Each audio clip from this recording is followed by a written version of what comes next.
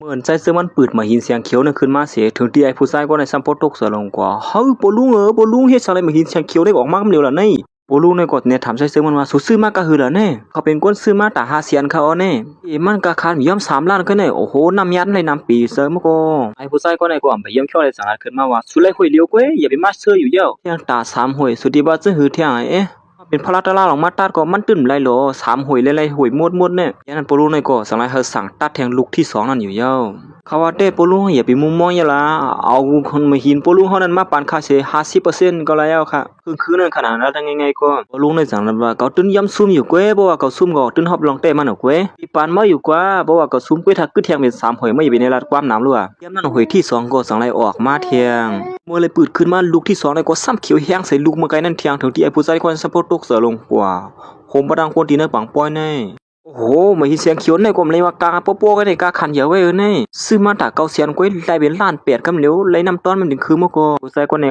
เมื่อไกลได้ดักก็อย่าห้ามนะสั่งเขาซื้อก้อยเหลียวได้ก็ไล่มาอยู่นั่นอันใจซื้อมันสั่งนั้นว่าตอนที่รัดเนี่ยเมื่อไว้เหพวกกำไล่น้ำต้นมันไอ้กำซื้อมาหรอมาหินในไอ้เมื่อใครพูดก็ว่าได้เมื่อเนี่ยย่อมก้านในมือเหลียวในดีเลียนะที่เขาปลุงในปล่อยว่าสักมาอยู่ผู้ชายคนนี้ก็สั่งนั้นขึ้นมาเทียงว่าสุดดึกผ่า2 ก้อนก้อยอย่าไปในรัดนะถามว่าแทง2 ก้อนอันเลือนั่นตีขึ้นเช่นเหมือนเจ้าในความเซอร์เอากว่าผ่ามาให้ได้ละยามนั้นลูกที่3นั้นก็สั่งไล่ออกมาแทงกำหนึ่งผู้หญิงก็ได้สั่งละดีใจเสริมมันว่ายินจอมสุดเดียวคันนะมาหินลูกในได้ก็เป็นเสียงสีลำของเขาเนี่ยเฮ้ยเปลี่ยนชื่อกว่าเลยเนี่ยมอเสียงสีลำมันว่าเนี่ยอย่าไปปีนขึ้นล่าขนาดพี่น้องแต่เขาขาดมันนั้นย่อม10 ล้านกี่เนี่ยมือยามหนังนั้นก้อยหนังก็มักตาใส่เสื้อมันก็สั่งไล่ออกเสียงฮือลงขึ้นมาแทงกำหนึ่งเฮ้ยมันเป็น3 กว่าแล้วเนี่ยยามนั้นหอยตาแมงมุมเขียวมันใส่ก็สั่งไล่ขึ้นจานมันมาแทงเฮ้ยมักตาแมงมุมเขียวขึ้นจานเทียงเยี่ยวฮือละนี่พอกำในมันติมีลงตั้งกัดแขนซึ่งหือติเตี้ยล่ะในมาเอาโลดลีไข่ฮู้ปีเซอจนเตียนโอ้โหเฮ็ดได้เลยโอ้โหนี่พวกนี้โอ้ในเป็นมาขีนะซื้อมาคือล่ะนี่ลองตั้งกัดแขนมันให้ได้ง่ายๆลงในขึ้นมาแทงกำในได้อ๋อโลกจัดอย่างนั้นผู้หญิงก็ได้ก็สั่งในท้องใส่ซึ่งมันอันตึกรับตาอยู่นั่นเฮ้ยสวยสั่งละในจุกสิรับซะหน่อยก็เปลี่ยนเนาะกวนนี่อ๋อติเปลี่ยนย้อนตัวเฮาเฮ็ดการนำเลยก็เปลี่ยนกว่าหืมหุ่นนะคำว่าไหนได้รับได้นัวนั่นนี่มาเห็นลูกที่4ลูกเฮ็ดซึ่งหือล่ะไปผาเฮาก็ฮู้เหมือนกันมาเห็นลูกที่4นี่ไปสังเป็นมาเทิงกว่าฮู้เยาผู้ชายคนนี้ก็เนี่ยลาดขึ้นมาแทงเฮาว่าได้สุขสันต์ขยามมันเต็มว่าเยาย่อมกันเสียคลาปอลุงไล่มา3 ลูกเยาจังแค่ว่าลูกที่2ในลูกที่4ในได้ไล่แทงก่อมซะไล่หรอกลุงมาห่มมือจำกันตั้งค่ายเฮาไล่เล็กเล่นน้ำยาน้ำตวนจำกันเขาเนี่ยสุขมาหิมาเอาหมวยเฮาครึ่งนึงในนั้นมีน้ำกัดมอกระหือเยาในด่าไปตัดมาหินสุดตึกมหาลัดจังไหนอยู่ตัดมาหินมารวมเฮ็ดค่ามือเหลียวแน่ใส่ก็ไหนก็บ่เลยยินจังนั้นก็จังลัดขึ้นมาว่าเฮาว่าแต่สุยามกันเสียวละพาไล่มาหินเข้มพวกคือเดียวละอย่าไปมากอ่างเตออ่างเนืออยู่ซึ่งไหนใจเสื่อมันจังนั้นว่าอย่าไปเน้นตัดแลเฮาตำไปเลยผ่าด้วยลุงในก็สั่งไล่สาลูกน้องมันซึ่งคือก็ยาวเฮาโปกกดผ่ามาหินนั้นตื่นขึ้นมายามมื้อเหลียวในยาวพวกหุบผ่าเหลียวลุมาหินมึงสู้ซึ่งมันก็สั่งนั้นว่าร้อนเฮาหันเมื่อไกลนี่อำพิษเด้ลงในเมียเอาดีๆเมียเอามีดเบิ่งอีดตอนตายผู้ชายคนไหนก็เขายอมรับสิมันเป็นก่อเลยซึ่งคือแล้วในมันได้เผามาเสียงเลียงมึงสู้ซึ่งเลยซึ่งคือสามันกาคามันติมีหลายปากล้านก่อนเขาเอาแน่ซึ่งนั้นก็ปองว่าบ่อหินเขาแน่อำเซลละธรรมดาเป็นหินแสงเขียวเป็นหินนั้นคือเข้มแล้วเสียงแหลมมือสู้ก็กึดลงแน่ยิ่งกว่าในก็สังนั้นว่าเฮาด้วยศูนย์ในอำพิษสิบอกว่าศูนย์ในมีรองน้ำกัดอันเหมือนหนังเฮาวนไว้นั่นได้เอาไอ้ผู้ชายคนในก็ลมกูเสียอันได้ลากไปมืออยู่ยาวในก็สังในสางลูกยอบตัวผู้ชายคนในก็เหลียวความมันเคยยินนึงค่ะนะข้าพิษกว่ายาวความมันเคยยินนึงค่ะข้าเดี๋ยวมาเที่ยงเที่ยวข้าตึงนี่อันมือก่อนเมื่อไหร่ก็ยันไอ้ผู้ชายคนในก็ซุ่มกันใจซึ้งมันยาวเสียจากนั้นมายอมรับผิดดีใจซึ้งมันว่าอย่าไปเฮ็ดช่างตีค่าเสียกำค่าอาหารอ่ะเขาก็สั่งลากตัวมันเข้ามาขึ้นเสียเมื่อเหลือมือซุ่มกันยาก็เฮ็ดจนหนานความลัดนั่นเลยนะ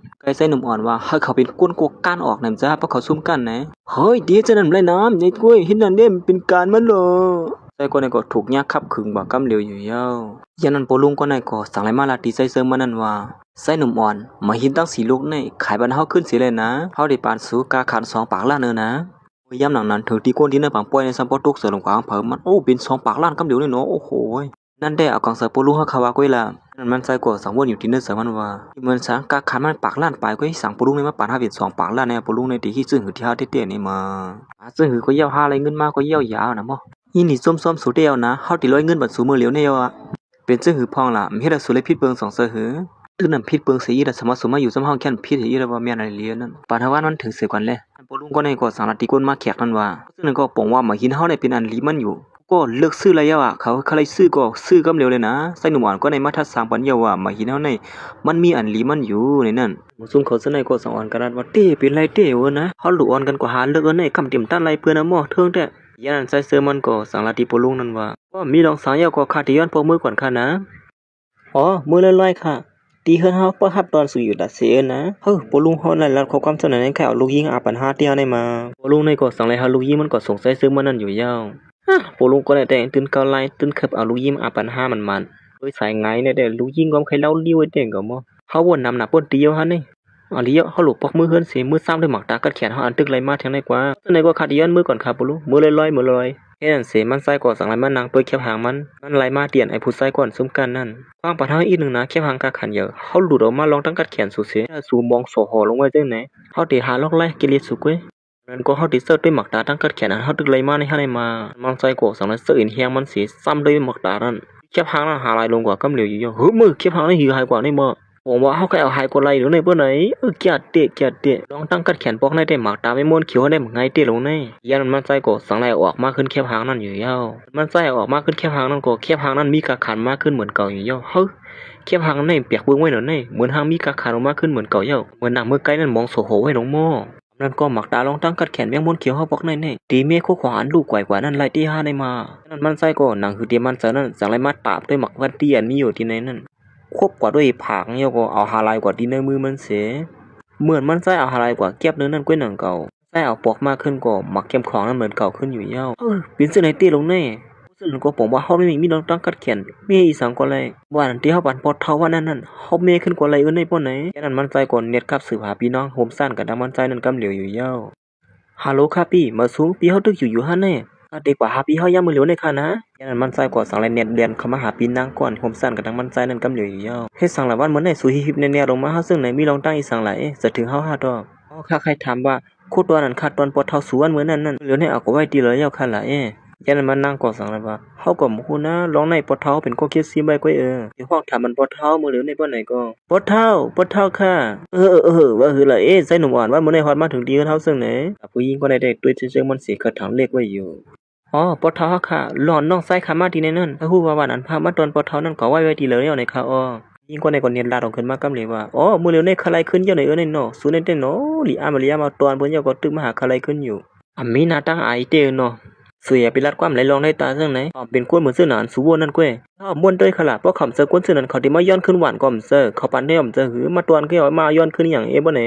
ชั่วบ่ไม่รู้ล่ะเนี่ยปอเท้าก็คุยอยู่ว่าคำเสื้อกวนเสื้อนั้นหรอยันนั้นปอเท่านั้นก็สายถามใส่ซึ่งมันใส่หนุ่มหวานเฮ็ดสังและสูตรสำคัญหลายขึ้นหวานนั่นล่ะแล้วเนี่ยเฮาลองตามมันด้วยดูว่าลองตามมันเป็นเสื้อไหนคันในปอเท่าหวานอันนั้นมันมีห้อยแตกไว้เหมือนเสื้อค่ะมื้อเหลือในเขาฮู้ลอกลายเมียมันยาวเขา